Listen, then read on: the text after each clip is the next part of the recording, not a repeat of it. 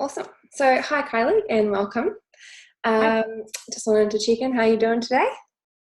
Pretty good. Had my coffee, had my cake. Good to go. Nice. Had my sunshine. Love it. Well, welcome to those of you watching here with us. This is something new for Soda, but we thought since we're all in lockdown, it would be a great opportunity to try something new. I'm Kyra. I'm the Soda Comms and Events Coordinator, and one of my main focuses is the NZ Startup Bootcamp, which a lot of you know has had to be postponed. Before that though, we had Kylie Rae from Nature Nosh lined up as a speaker, so we thought, why not catch up with her anyway? Leaving university with a business marketing and communications degree, Kylie began her career in the corporate world, working in New Zealand and then London for several years. She built her skills in marketing strategy, relationship building, writing, event planning in education and local government, and working for communication agencies. Coming from a family of small business owners, she had the entrepreneurial bug and knew she wanted to start a business of her own one day. The corporate life didn't do it for her.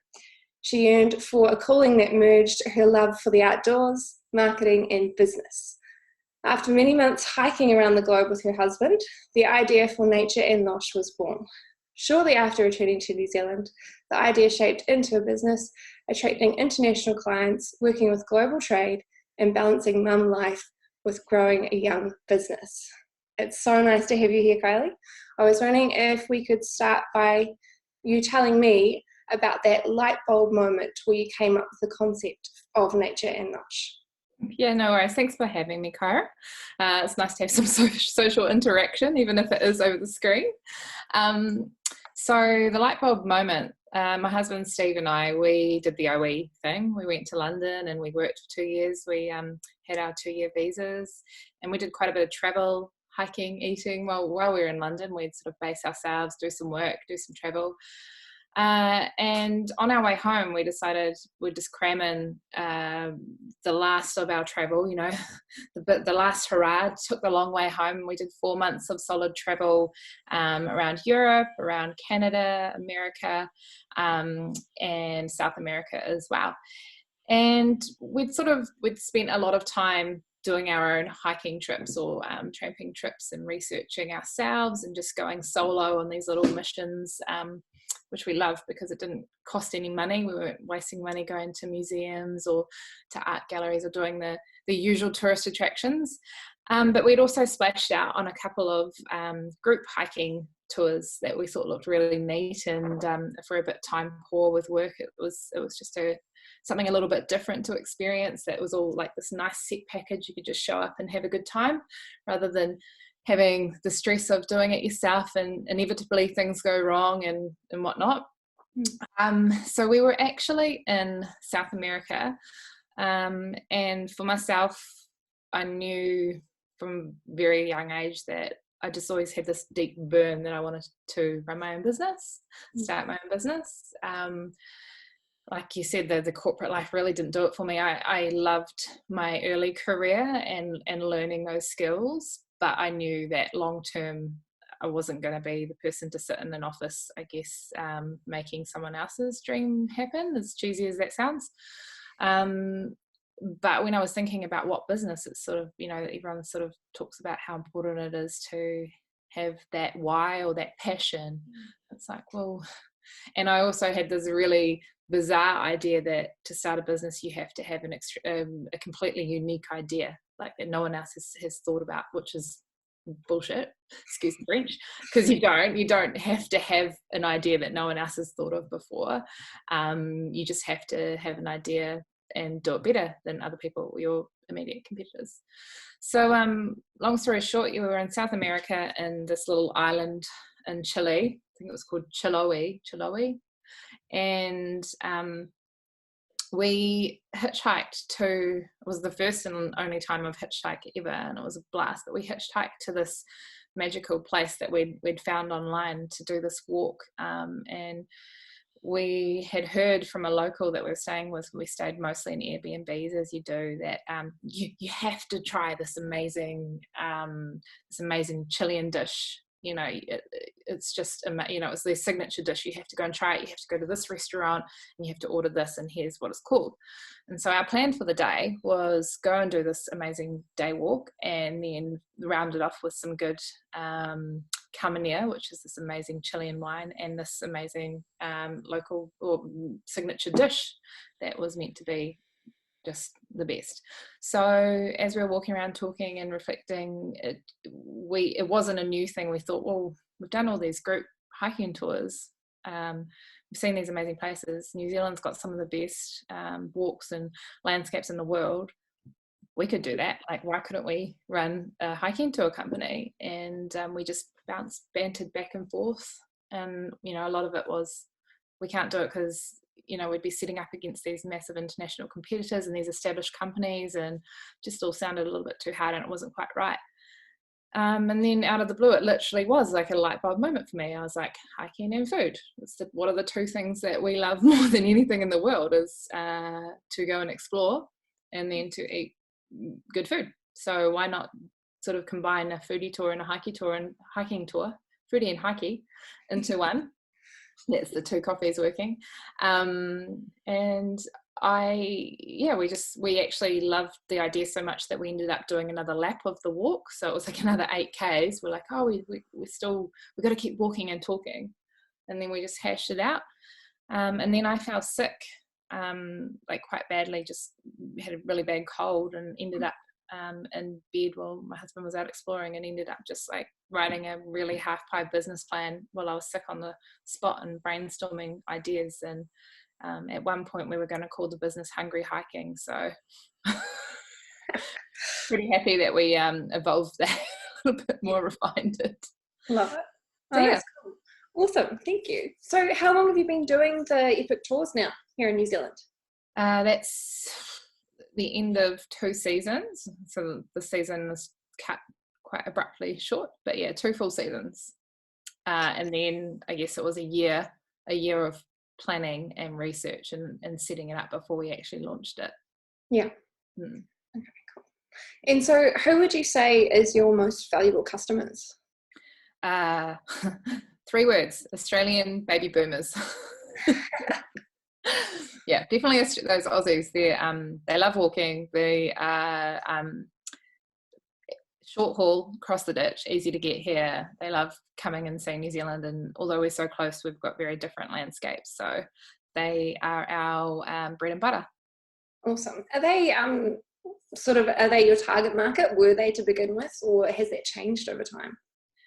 Yeah, interesting. They were always on the radar and always a target market, but I guess to begin with, we were sort of thinking English-speaking countries, obviously.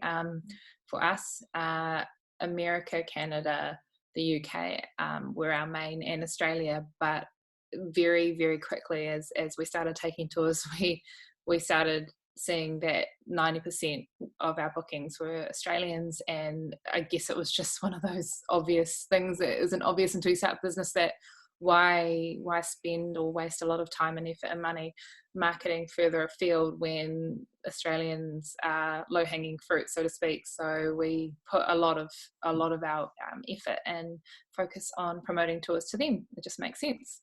Nice. So what are some of your sort of most popular tours? So we only have 4 tours. That was really I guess that was a non-negotiable for me when we started the business, was when we did a lot of research of our competitors. One thing that struck me was the sheer number of tours that they offer, and it's just overwhelming. If you're doing research, I guess one school of thought is that it's good to have choice, and another is like sometimes too much choice is not a good thing, and it's overwhelming and people don't know where to start. So yeah, I decided we're gonna start with our areas that we know, and that's the Waikato and the Coromandel, because we're locals and we grew up around these areas. We've walked these tracks, and let's focus on quality, doing a small number of tours really well, and then in the future we can obviously look at expanding and scaling. But so in terms of popular tours, we haven't been running long enough to have a front runner. But I'd say that my money would be on our 7-day Coromandel Coastal Charm tour, because it's just we've started to get more inquiries about that one than any others so far. Cool. So what is the one thing that you find most difficult or challenging with running this type of business? For me, it's hands down working from home on my own because coming from working in a small to medium team of sort of 5 to 10 people, the way I like to work, I'm a verbalist, if that's a word. So I bounce ideas. I think things through by talking them through. I don't internalize, I vocalize, and sometimes that's just, using colleagues as sounding boards. So working from home with nobody else, I sort of have to overcome the need to talk through every small little thing and just get on with it. But I have found it a way to overcome that is by making some close friends and networking in the industry, to have people in our tourism industry that I can actually ring up and they know a little bit about the what we're going through, that I can soundboard off. And also I found it for me is really important to get out of home and work from a cafe or a hotspot in town. The Innovation Park at Ruakura is really good, free Wi-Fi, good cafe. So yeah, for me, getting out rather than getting stuck at home is really important. Cool. It's a little bit tricky to do that at the moment, but yeah. Yeah, about that. How do you find the whole working and living with your husband gig? I mean, do you guys have defined roles? Is he as invested, or not invested, but present in the business as you are? Yeah, he so my husband's a full-time accountant. He's a partner at a local firm in town. So as far as roles go, he's meant to be a silent partner. He's not so silent most of the time, but I'm the day-to-day operations, marketing, everything really. He comes in obviously and is invaluable when it comes to the financial side, costings and forecasts, and just that takes a huge weight off my plate. But we've learned together. We've obviously had some steep learning curves that it is really important to have defined roles. And so many businesses in New Zealand will be husband, wives, or partners, people living together, working together. If he was working full-time in the business, I don't know that we would still be a business. So him having his own job is really important. It's separate. We each have our own things, but we are both so passionate about Nature Nosh that when we come together, we fire each other up. But one of the rules we've had to set out is we are not allowed to talk about Nature Nosh things sort of after 7 o'clock, because I'm sort of, if I've been on my own all day thinking about things, all I want to do is talk to him about them, and he gets home from work and it just doesn't work very well. So as silly as it sounds, we've actually had to be really formal about the business and make sure we email each other, and we have started implementing fortnightly kind of catch-ups on a Friday over lunch where we talk about strategic business things without our daughter. We've got an 11-month-old daughter, Madeline, so it just doesn't work talking business from home. We have to really be strict about formalizing and having boundaries. Yeah. Wow, that's really cool. Thank you for being honest with that. That's awesome. So how do you measure success, and sort of over what time frame?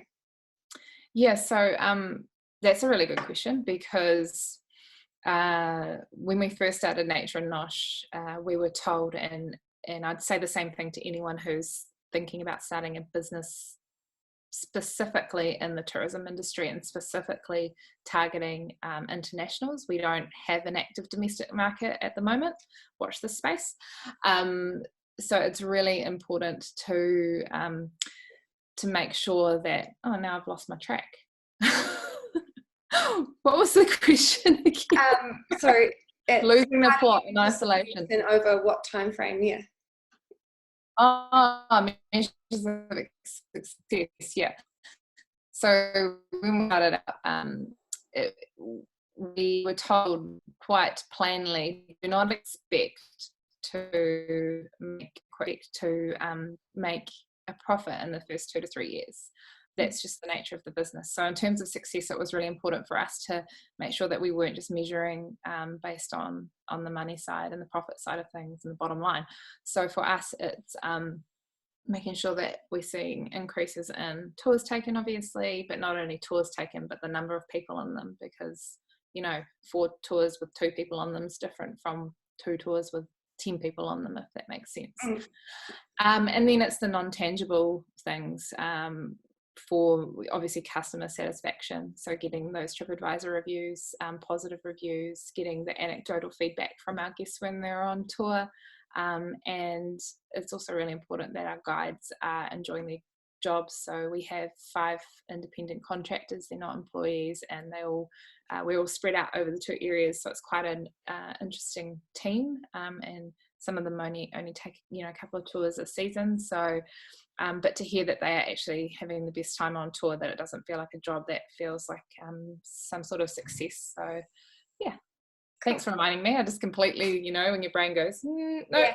Lost connection. Yeah, there's lots on your mind right now too, so that's totally fine. Yeah, about that. Yeah. So what has been your biggest challenge in the last 12 months, excluding COVID-19, and what did you learn from it? So having a baby in the middle of trying to start up a business is probably up there. Yeah. I have to say, just having a baby, and it's not that we didn't plan it, but fortunately, because we're a seasonal business, we run October through to May. We don't run hiking tours over winter. It worked out quite well. Madeline came along in April, so I think I took my last tour at 20 weeks pregnant, waddling up Wairere Falls and told the lady at the top, oh, by the way. So and then naturally everything worked out really well, because our guides were at a point where they could take tours on their own, and it all fell into place. But after she came along, and even in the off season, you've got bookings and you've got marketing, and I didn't really give myself maternity leave, which in hindsight I would definitely make sure, or tell anyone, even if you're working from home, you've got your own business, and you're going to be a mum soon, just give yourself 4 weeks even of not looking at emails. Do not put that pressure on yourself if you can help it, if you can get someone to pick up that load, because you do not need the extra stress of something like that when you've got a newborn. So yeah, biggest challenge, baby with business. Yeah. Cool. So obviously COVID-19 is going to have a massive impact on many industries, and particularly the tourism industry.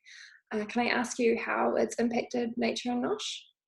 Yeah, you can. I'd say it's impacted it about as much as it can. I remember seeing the news that, when they put the first travel restrictions on, initially it was only a couple of weeks back. Feels like it was months ago. If you're coming to New Zealand, you have to have a 2-week isolation period mandatory before you can do anything. And at that point, we knew that we were going to have to cancel the rest of our season tours, because there's no way that anyone was going to come to New Zealand 2 weeks before the tours. And in fact, there wasn't even enough time. We had some that were less than that 2 weeks. So it was the huge task. It was just total crisis management mode. We didn't have a huge amount of tours left in the season, but for us, even a few tours is quite a big chunk of our forecast revenue or profits. So it was a big hit. It was about information gathering and seeing what other operators were doing in terms of refunds or anything like that. So you felt like you stop everything and just kind of break it down into, and that's when my communications background came in so handy, because I was able to say, well, crisis management 101, like communicate. So I just got straight in touch with all of our clients, and you know what, they were all so lovely. I don't know if I was expecting them to be angry, but everyone around the world is feeling the effects of this. So that was a saving grace, that they were all like, we really want to come back and do a tour with you. So a lot of them, we were able to say, hey, we will hold on to your deposit and we'll refund you the rest, but you can transfer that deposit for next season.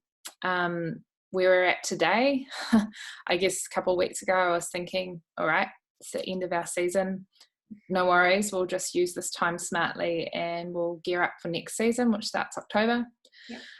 That is just slowly slipping away now that the PM's sort of saying, and it's quite obvious when you think about it, that we can't just come out of this 4 week or however long it's going to be locked down and back to, it's back to normal, because you've got a couple of our biggest tourism markets, Australia and America, they haven't got it contained by any stretch of the imagination. So we're going to have to keep our borders locked to keep our country safe for a long time. And it could be, they're saying conservatively 18 months. That's at least a whole season for us. So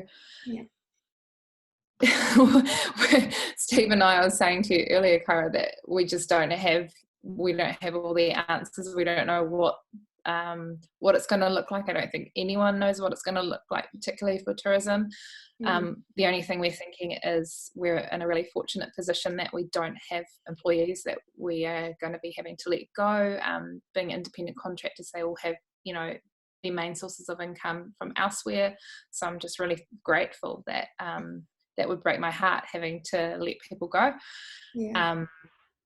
And moving forward, we had been thinking about, for a long time, pretty much for over a year now, we've been thinking about a product extension, I guess you'd call it, to Nature Nosh tours. And it's something that would appeal to the domestic market, which is going to be crucial. So the way I see it, we have two options. The first option is three options. The first option is to obviously say, well, that's it, we can't sustain, we may as well just quit now and go about. The second option is to kind of hibernate and just cut all costs completely and take a little bit of a hit in some of the fixed assets and depreciation that we have, and then just start back up again, like skip a season and start back up again the following season. Or the third option is a word that's going to be thrown around heaps, innovate, and don't let the world dictate your terms, and just flip it 180 and say, well, you know what? And so yes, we have come up with a bit of a plan for a new product, and watch the space. I can't tell you too much about it because it's top secret squirrel, but I was going to ask. Well, I mean, I'll tell you after this, but but yeah, once we have made a bit of a plan, it's basically, for us, it's low risk. It's not going to cost us very much to launch. We just figure, why not? What else am I going to be doing in the next year if not taking our normal hiking tours? So yeah, and you want to keep that entrepreneurial spark going as well, right? That's right. I mean, I don't know. I've been loving getting my Martha Stewart on and baking and whatnot during lockdown. But for me, if that was 24/7, I think I would go crazy. So I need something to, something deeper and more meaningful to keep me going. Not that baking isn't meaningful. It definitely is if it's your thing. But I would hate to think that the amount of cake that I can eat means that I'm not going to be hiking up any mountains anytime soon. So I just need to take a chill on the cake. I definitely need to keep the momentum going for Nature Nosh, because we've worked for too long, too hard for too long on this to kind of just give it up now. So we definitely won't be. Love it. Best attitude. That's awesome. So lastly, when you answered my questions for our pre-bootcamp blog, you said you were looking forward to sharing a couple of dirty little secrets about starting a business and giving some real talk with lessons you'd learned so far.